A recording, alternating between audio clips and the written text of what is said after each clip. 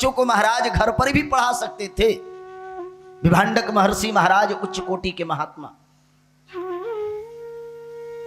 अपने बच्चों को पढ़ाने के लिए कुछ अच्छे हायर एजुकेशन देने के लिए जरूरी नहीं कि किसी विद्यालय में ही भेजो, लेकिन हम क्यों भेजते हैं? क्योंकि हमारे पास समय अभाव है, हमें समय की अभाव है, इसलिए हम उसे विद्यालय में भेजते हैं। और जिस उम्र में बच्चों को घर में रखकर हमें पढ़ाना लिखाना चाहिए, हम उसे उठना बैठना चलना फिरना बोलना प्ले किड्स में सिखाते हैं। ऐसा मत करो, हमारी संस्कृति बिगड़ जाएगी।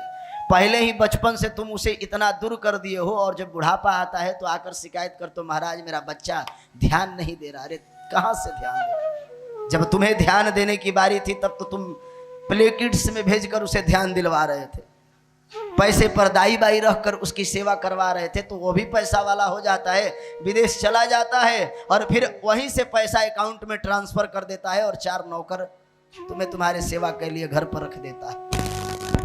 ये जीवन की वास्तविकता है बंधु, मैं अपने से नहीं कह रहा हूं, और ये मुझे भोगने का काम नहीं है। यह आप सबों के साथ या तो घट रहा होगा या तो आगे चलकर घटने वाला होगा, और अगर नहीं घटा होगा तो फिर भविष्य यही है।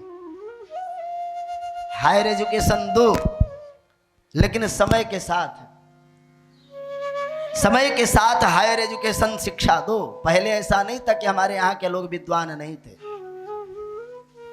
लेकिन समय के साथ विद्वान बनाओ, और विद्वान ऐसा बनाओ कि संस्कार भवन बनाओ,